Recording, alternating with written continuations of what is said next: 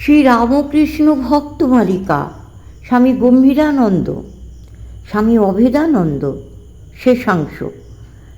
কাশীপুরে কালীর বৈরাগ্য একবার বিশেষভাবে পরীক্ষিত হইয়াছিল। ঠাকুর সেদিন বলিলেন, আজ তোর বাবা এসেছিল, বললে তোর মা কেঁদে কেঁদে সারা হচ্ছে, তা আমি অনুমতি দিচ্ছি, তুই বাড়ি গিয়ে থাক। কালী আদেশ পালন করিয়া বাড়িতে গেলেন এবং সেখানে পিতামাতার নিকট প্রচুর আদর যত্নও পাইলেন।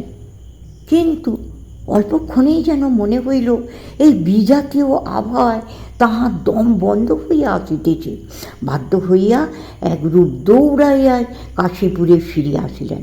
ঠাকুর তাহাকে এত শীঘ্র সকাশে দেখিয়া জিজ্ঞাসা করিলেন, কিরে, তুই বাড়ি যাসনি? কালী সব খুলিয়া বলিলে ঠাকুর ঈষৎ হাসিয়া বলিলেন, বেশ করেছিস।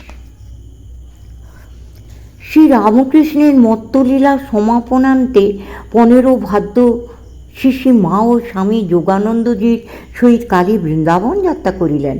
তথায় অবস্থানের সুযোগে তিনি ভিক্ষাবৃত্তি অবলম্বনে বৃন্দাবন পরিক্রমায় বাহির হইলেন। প্রায় 21 দিন পরে পরিক্রমা শেষ হইল। অতঃপর কলকাতায় ফিরিয়া তিনি বরাহনগর মঠে উঠিলেন। মঠের একটি ছোট ঘরে বাস করিয়া কালী মহারাজ অধিকাংশ সময় ধ্যান জপ ও স্বাস্থ্য পাঠাদিতে কাটাইতেন। তাই ওই ঘরটির নাম হইয়াছিল কালী তপস্বীর ঘর। এই সময়ে তিনি শ্রী শ্রী ঠাকুরের স্তোত্র রচনাও মন দিয়াছিলেন। ফলত তাহার সম্পূর্ণ জীবনী এই সময়ে আধ্যাত্মিকভাবে পরিপূর্ণ ছিল। তিনি নিরামিষ আহার করিতেন, জুতা পরিতেন না, নিমন্ত্রণে যাইতেন না, কাহার সহিত মিশিতেন না এবং গীতা ও উপনিষাদির এক একটি শ্লোকের উপর দিনের পর দিন ধ্যান করিয়া উহার মর্মার্থ উদ্ঘাটন করিতেন। তিনি আহারের বিষয়ে উদাসীন ছিলেন বলিয়া শশী মহারাজ দরজায় ধাক্কা দিয়া ও ভৎসনা করিয়া তাহাকে আহারে প্রবৃত্ত করিতেন। অতঃপর বরাহনগর মঠে যথাবিধি সন্ন্যাস গ্রহণান্তে তাহার নাম হইল স্বামী অভেদানন্দ। সন্ন্যাসের পরেও তাহার তপস্যাদি সমভাবেই চলিতে থাকিল। একদিন মধ্যাহ্নের পরে মাস্টারমশাই আসিয়া দেখিলেন বারান্দার তপ্ত ধূলির উপর অভেদানন্দের দেহ অসাড় হইয়া পড়িয়া আছে। তিনি যোগীন মহারাজকে বলিলেন, কালী মঠের কঠোরতা সহ্য করতে না পেরে দেহত্যাগ করেছে। যোগানন্দ সহাস্যে বলিলেন, ও কি মরে? ও শালা অমনি করে ধ্যান করে। 1887 খ্রিস্টাব্দে পরমহংসদেবের জন্মোৎসবের পরে স্বামী শারদানন্দ ও স্বামী প্রেমানন্দের সহিত কালী মহারাজ পুরী ধামে যান এবং এমার মঠে আশ্রয় গ্রহণ করেন। ওই সময়ে বৈষ্ণব বাবাজিদের পরিত্যক্ত এক গুহায় তিনি কিছুদিন ধ্যান করিয়াছিলেন। 6 মাস ওই অঞ্চলে কাটাইয়া তাঁরা ভাদ্র মাসে বরাহনগরে প্রত্যাগমন করেন। 1889 খ্রিস্টাব্দে স্বামী অভেদানন্দ এবং অপর কোনো গুরু ভাতা শ্রী মায়ের সহিত আটপুর হইয়া কামারপুকুর ও জয়রামবাটি যান। সেখানে অভেদানন্দের মনে উত্তরাখণ্ড গমনের অভিলাষ জন্মে এবং শ্রী মায়ের অনুমতি লইয়া স্বামী নির্মলানন্দের সহিত তিনি তীর্থ দর্শনে বহির্ভূত হন। উভয়ে গ্যাং ট্যাং রোড ধরিয়া নগ্নপদে চলিলেন। অভেদানন্দের প্রতিজ্ঞা ছিল, অর্থ স্পর্শ করিবেন না, রন্ধন করিবেন না, জুতা বা জামা পরিবেন না, কাহারও বাড়িতে নিদ্রা যাইবেন না এবং 3 অথবা 5 বাড়িতে মধ্যাহ্নে ভিক্ষা করিয়া একাহারে থাকিবেন। এই রূপে চলিতে চলিতে তাঁরা গাজীপুরে পৌঁছিয়া পৌহারি বাবার সহিত আলাপাদি করিলেন। এখানে হরিপ্রসন্নবাবু স্বামী বিজ্ঞানানন্দের সহিত তাহাদের সাক্ষাৎ হয়। অতঃপর তাহারা অযোধ্যা, হরিদ্বার, ঋষিকেশ, উত্তরকাশী ও দেবপ্রয়াগাদিতে তীর্থভ্রমণান্তে বদরিকাশ্রম ও সমে উপনীত হইলেন এবং বদ্রীনারায়ণ দর্শনান্তে কেদারনাথে চলিলেন।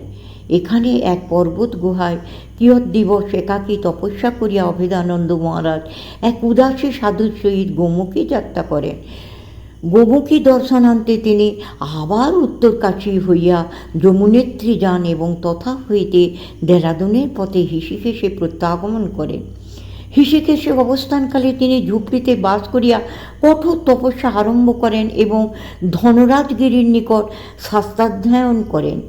তাহার প্রতিভায় মুগ্ধ হইয়া ধনরাজগিরি পরে স্বামী বিবেকানন্দকে বলিয়াছিলেন, অভেদানন্দ, অলৌকিকী প্রজ্ঞা। দৈবক্রমে স্বামী অভেদানন্দ অচিরেই ব্রঙ্কাইটিস ও জ্বরে আক্রান্ত হইয়া শয্যাশায়ী হইলেন। তখন স্বামী শারদানন্দ ও সান্যাল মহাশয় সেখানে ছিলেন। তাঁহারা সেবার ভার লইলেন। পরে স্বামী বিবেকানন্দের নির্দেশানুসারে স্বামী নির্মলানন্দ তাহাকে গোপনে হরিদ্বারে লইয়া গিয়া কাশীর ট্রেনে তুলিয়া দিলেন। মার্চ 1890। কাশীতে আসিয়া তাহার রক্তমশাই হইল এবং তিনি ডাক্তার প্রিয়বাবুর বাড়িতে থাকিয়া চিকিৎসা করাইতে লাগিলেন। অধিকন্তু তাহার সেবার জন্য একজন গুরুভাই স্বামীজির নির্দেশে গাজীপুর হইতে তথায় গেলেন। পরে স্বামী সদানন্দ সেবাভার গ্রহণ করেন। কালী মহারাজ আরোগ্য লাভান্তে সদানন্দের সহিত এলাহাবাদে ঝুঁসিতে যাইয়া তপস্যা করেন। ওই সময় তিনি সদানন্দকে বেদান্ত পড়াইতেন। অতঃপর সম্ভবত জুন মাসে তিনি বরাহনগরে যান। মঠে তিনি রাত দিন কেবল পড়াশোনা করিতেন। ফুরসত পাইলে নরেন্দ্রনাথের সহিত তর্ক জুড়িয়া দিতেন। তর্কে তিনি আঁটিয়া উঠিতে পারিতেন না। তবে একদিন নরেন্দ্রনাথ একটু কোণঠাসা হইয়া বলিলেন, আজ এই পর্যন্ত, কাল ঠিক এখান থেকে শুরু হবে। পরদিন নরেন্দ্রনাথ এইরূপ অকাট্য যুক্তির অবতারণা করিলেন যে অভেদানন্দ হার মানিয়া বলিলেন, নরেনকে একদিনও যুক্তি দিয়া হারাতে পারলুম না। যুক্তি বিচারের ক্ষেত্র যাচাই হোক না কেন, নরেন্দ্রের হৃদয় সর্বদাই অভেদানন্দের প্রতি প্রেমপূর্ণ ছিল। ওই দারিদ্র্যের দিনে সাধুদিগকে যথেষ্ট কায়িক শ্রম করিতে হইত, কিন্তু কালী মহারাজের অধ্যয়ন প্রবণ মন ওইসব ঝঞ্ঝাটে যাইতে চাহিত না। ইহাতে কেহ কেহ বিরুদ্ধ সমালোচনা করিলে একদিন স্বামীজি বলিয়াছিলেন, তোদের একটা ভাই যদি পড়াশোনা নেই থাকে তো তোদের এত গাত্রদাহ কেন? নিয়ে আয়, তোদের কত হান্ডা আছে আমি মেজে দিচ্ছি। ইহার কিছু পরে স্বামী অভেদানন্দের সহিত স্বামীজি হিমালয় ভ্রমণে নির্গত হইলেন এবং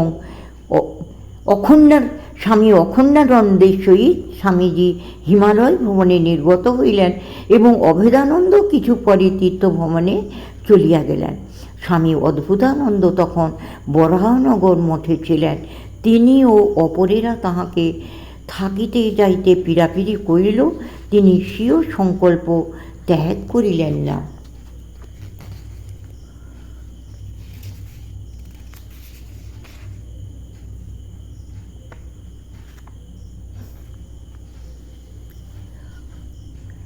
গুজরাটে ভ্রমণকারী স্বামী বিবেকানন্দ যদিও তাহাকে সাবধান করিয়া দিয়াছিলেন যে পাদুকা ব্যবহার করা আবশ্যক, তথাপি তিনি এই অঞ্চলে রিক্ত পথেই চলিতেন।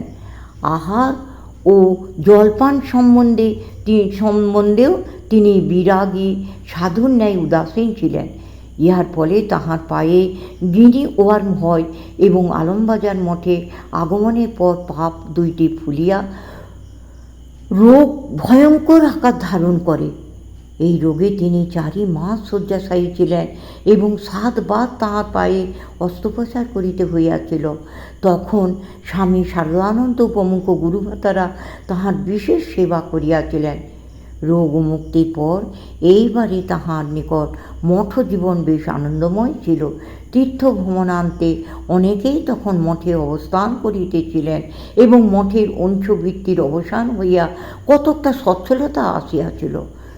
নূতন শতরঞ্জিতে বসিয়া রিডিং ল্যাম্পের সাহায্যে পাঠ করা তখন কঠিন ছিল না।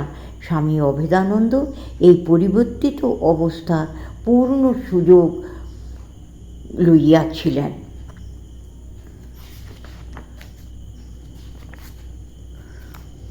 জীবনে কর্ম সমাপনান্তে শেষ 1.5 বৎসর তিনি প্রায় শয্যাগত ছিলেন বলিলেই চলে। তবে সমাগত কাহাকেও তিনি ফিরাইয়া দিতেন না। শয্যা ছুড়িয়া সকলকে অমায়িক ব্যবহার ও আলাপে আপ্যায়িত করিতেন। নন্দোৎসবের পরদিন 8 সেপ্টেম্বর 1939 সকালে 8:16 তিনি সমাধি যোগে মহাপ্রয়াণ করিলেন। সংবাদ পাইয়া চারিদিক হইতে বন্ধু বান্ধব ও শিষ্যরা সমাগত হইলেন। বেলুর মঠ ও উদ্বোধনাদি কলকাতার মঠগুলি হইতেও সাধুরা আসিয়া শেষ দর্শন করিয়া গেলেন এবং শেষ কৃত্যে যোগ দিয়া শ্রদ্ধাঞ্জলি অর্পণ করিলেন। তাহারই অভিপ্রায়ানুসারে কাশীপুরের শ্মশানে শ্রী শ্রী ঠাকুরের সমাধি মন্দিরের ঠিক উত্তরে পুষ্পমাল্য ও চন্দনাদিতে ভূষিত হইয়া তাহার দেহ চন্দন কাষ্ঠে সজ্জিত চিতাগ্নিতে আহুত হইল। সমাপ্ত।